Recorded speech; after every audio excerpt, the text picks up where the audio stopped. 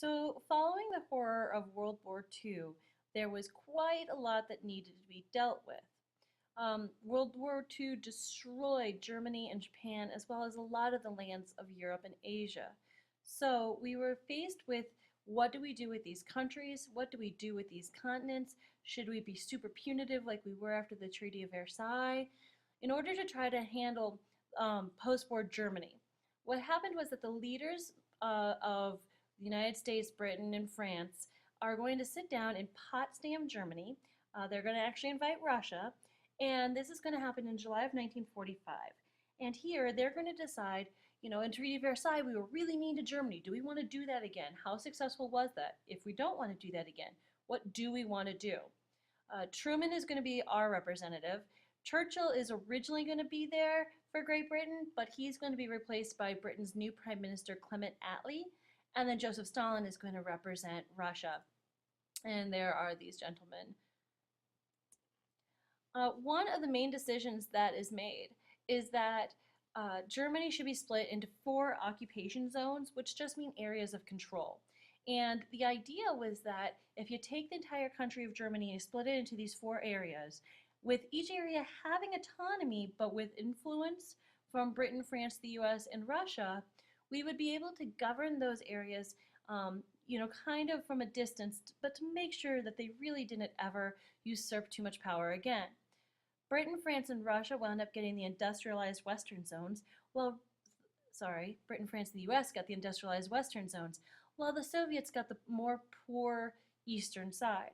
Berlin, the capital of Germany, happened to lie in between the middle of the Soviets area. And the decision was, let's split Berlin into these 4 zones as well, so that the upper portion of Berlin was going to be governed by the upper portion, by Britain. And then you can see the blue portion is going to be controlled by the French, and then the yellow portion is the yes, and so forth. So in other words, this is Berlin, the entire city. It's divided in 4, just like the rest of Germany. So the capital of this section is the green section of Berlin. Now, eventually, Britain, France, and the US are going to unite into what's called Western Germany, and the western 3 chunks of Berlin are going to become the capital of Western Germany. And this will lead to problems down the road. One of the other decisions made at Potsdam is that the Nazi party that was left was going to be dismantled. So it required that all 4 of Britain, France, the US, and Russia work together. But this is where Russia decides, you know what, we won, we fought really hard, and so we're going to go after a little bit of land while we're at it.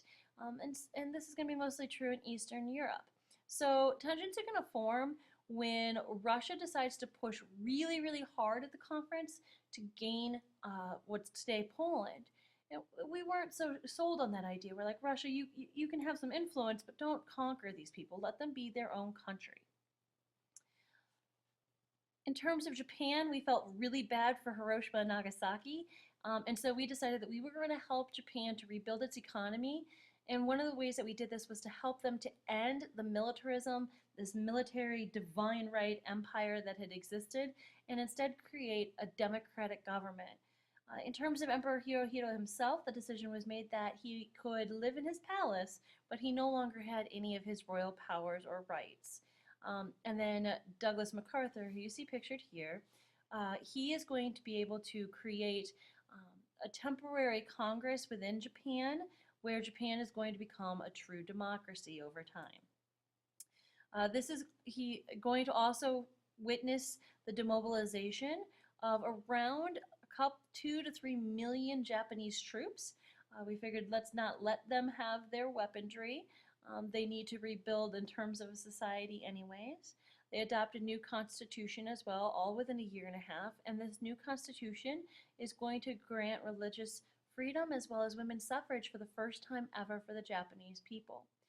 It does, like I said, limit the Japanese military, but the Japanese people had gotten so many other reforms out of the Constitution that they were actually okay with these changes.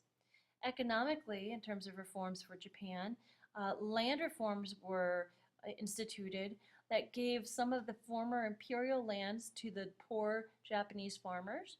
Labor unions were allowed to form for the first time ever, and then the zaibatsu, which were these really big, they were kind of like monopolies. They were huge corporations where single families ran a whole bunch of different types of businesses. This made it really economically challenging for smaller businesses within Japan, so the zaibatsus were dismantled. Additionally, at Potsdam, it was agreed that Japanese and German war criminals would be punished for waging war as well as for the atrocity that they committed towards regular mainstreamed people, as well as prisoners of war. In terms of Germany, the German war trials were known as the Nuremberg trials, and they started in November of 1945. Remembering this is just a couple months after the war has technically ended. By the end of the Nuremberg trials, 12 Nazi leaders were sentenced to death, 7 others received jail sentences, and 3 were acquitted, largely due to insufficient evidence. There were other trials held around the world because what happened was the Nazi leadership, the generals and the colonels, for example, had sensed that they could get in trouble, and so many of them fled and ran away and hid. Those that were caught were put on trial and jailed, fined, barred from public office, blacklisted, all these types of things. Perhaps most notoriously was Dr. Mengele, who was the doctor at Auschwitz concentration camp.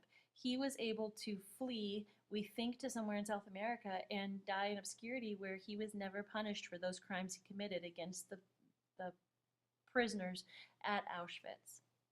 And here are just some images from Nuremberg. Most of those who were found guilty were hanged as evidence here. In terms of the war criminals in Japan, MacArthur is going to set up the International Military Tribunal for the Far East, and this is going to be in 1946. Ultimately, 20 leaders of Japan's military were put on trial, and 7 of these, including Hideki Tojo, were sentenced to death. Largely, these were controversial because Americans thought that more people should have been punished. These are really low numbers when you think of the general leadership. And the atrocities were so outrageous. We had just started to receive images back of the Holocaust, for example. And when we saw those and realized that only a couple dozen dudes were getting in trouble, we really weren't okay with that. The bigger picture that came out of the Nuremberg trials in particular was, can a soldier plea, "I was just following orders," as a means of defense? And ultimately the decision kind of came back that, yeah, you should know better, but those who were lower in the chain of command often received lower sentences, despite the fact that their war crimes were no less. The Allies had hoped that the United Nations would continue working for world peace, and so they're ultimately going to create the United Nations in April of 1945. Mind you, this is a discussion that has been held for some time now. Woodrow Wilson had his idea of the League of Nations, and then you're going to have the Atlantic Charter that starts brainstorming the United Nations. But it's really in April of 1945 that 50 nations sat down to write the Charter of the United Nations, which you can find in the Red Class textbook. This created a General Assembly where everybody who was in the United Nations got to send representatives. So it was a really big body where everybody sat around and discussed their ideas. And then also created a Security Council. There are 15 member countries that sit on the Security Council. 5 of them have what are called permanent memberships. So that's the United States, Russia, Britain, France, and China. The other 10 change every couple of years. And the Security Council primarily is responsible for dealing with military and political problems. And what happens is you can write these prepositions and proposals in various committees of the United Nations. The General Assembly votes on them, debates them, and then make recommendations to the Security Council as to how to act on these proposals. And the Security Council has final veto power. The United Nations, therefore, was officially created on October 24th, 1945. To this day, it continues to be somewhat controversial in terms of its success, largely due to it lacking a military, but it has, averted some wars. We haven't had a World War III, so I guess you can look at it both ways. WWII was the first Secretary General, the first head of the United Nations. He represented Norway, and the U.S.'s ambassador was Eleanor Roosevelt. And she's going to use this position to create a document known as the Declaration of Human Rights that really just sits down and spells out like all humans on the planet, regardless of anything, have XYZ rights. And to this day, it continues to be a pretty influential document. One of the first major conflicts that the United Nations is going to face is the creation of Israel. After World War II, European Jews, there weren't so many left, but those that were there faced hostility and racism, largely due to the Holocaust, and so they needed somewhere where they could go that they felt that could be safe. And so the decision by the Western world was, let's give the Jewish population a country of its own. The Jews could go and live there in peace and harmony and practice their religion openly. They'd been persecuted for thousands of years. Let's give these people a break. The land that they chose was, depending on, if you are of a Christian, Islamic, or Jewish faith, the land was somewhat controversial. What happened was they picked out this little area in the Middle East that at the time was known as Palestine and was governed by Britain.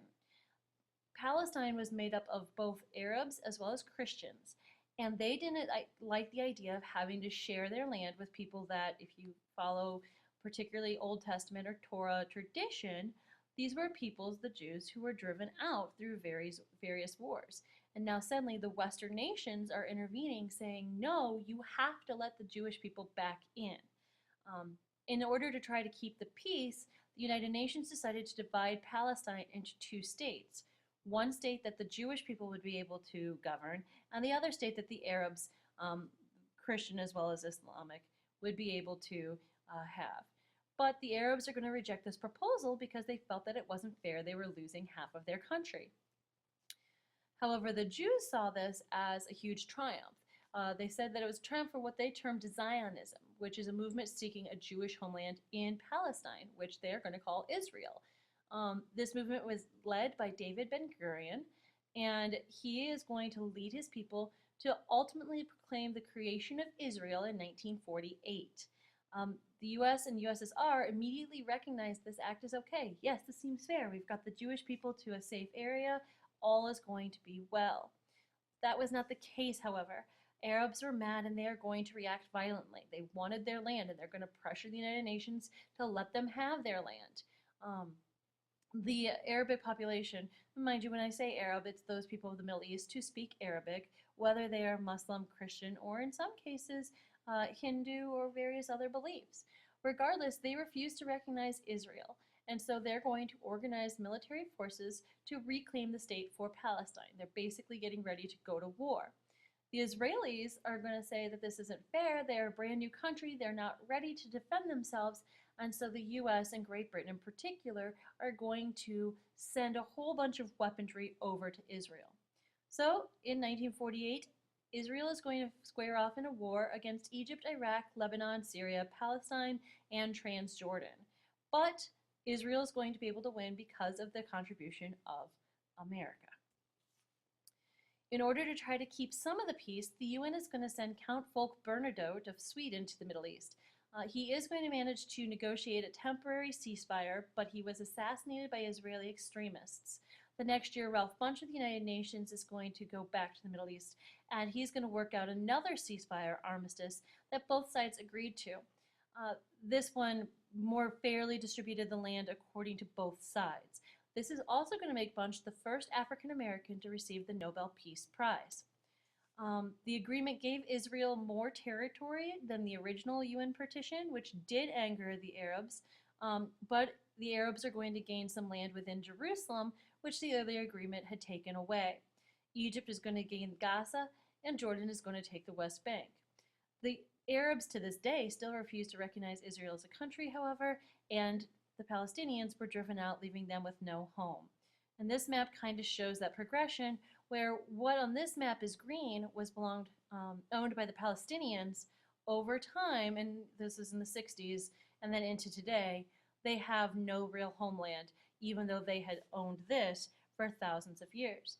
If you want more additional information on the Israeli-Palestinian conflict, please don't hesitate to ask. As having been to Jordan, I have firsthand accounts of what this experience is like.